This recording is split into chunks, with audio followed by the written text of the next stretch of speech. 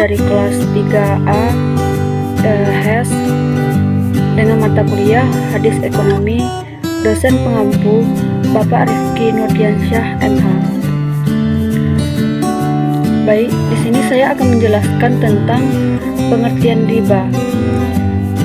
Riba adalah penetapan bunga atau melebihkan jumlah pinjaman saat pengembalian berdasarkan persentase tertentu dari jumlah pinjaman pokok yang dibebankan kepada peminjam. Riba secara bahasa bermakna ziyadah.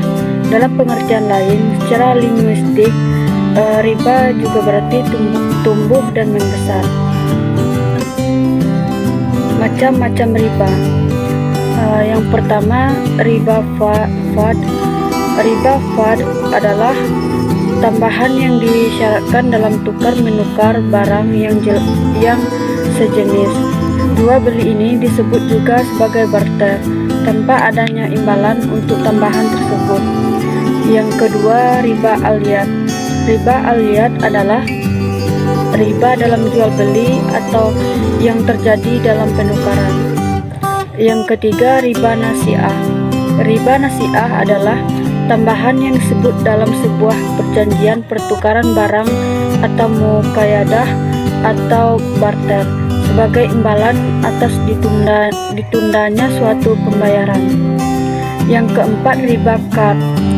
Riba qard adalah riba dalam utang piutang, yaitu dengan pengambilan manfaat atau tingkat kelebihan tertentu yang diisyaratkan kepada penerima utang dan atau muqtarid.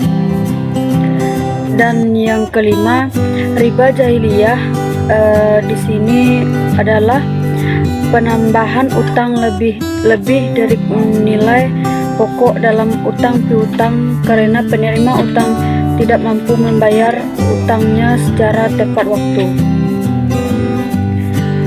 Hadis yang menjelaskan tentang riba. Bismillahirrahmanirrahim. An-Najabiri qala la'ana Rasulullah sallallahu alaihi wasallam akila riba wa ma'ukila wa katiya wa syahidihi wa qala hum sawa'a. Dari Zabir, dia berkata, Rasulullah sallallahu alaihi wasallam melaknat pemakan riba. Orang yang menyuruh makan riba, juru tulisnya dan saksi-saksinya. Dia berkata, mereka semua sama. Hadis riwayat Muslim. Hukum perbuatan dari riba. Allah Subhanahu wa taala mengharamkan secara tegar praktik riba. Allah Subhanahu wa taala berfirman, wa ahallahu al-bai'a wa harrama riba. Allah telah menghalalkan jual beli dan mengharamkan riba. Al-Baqarah ayat 275. Kemudian Allah juga memerintahkan orang-orang beriman untuk menghentikan praktik riba. Hukum riba dalam hadis. Hakim meriwayatkan Adri ibnu Mas'ud bahwasanya Nabi Shallallahu Alaihi Wasallam telah bersabda, riba itu mempunyai 73 tingkatan, yang paling rendah dosanya sama dengan orang yang berzina dengan ibunya. Hadis riwayat muttafaqun alaihi. Adapun bahaya dan kerugian dari riba, yang pertama, riba membuat manusia malas bekerja. Yang kedua, riba melebarkan kesenjangan antara yang kaya dan yang miskin. Yang ketiga, riba menyebabkan terputusnya sikap baik antara manusia dalam hal pinjam meminjam. Yang keempat, riba menyebabkan permusuhan antara pribadi.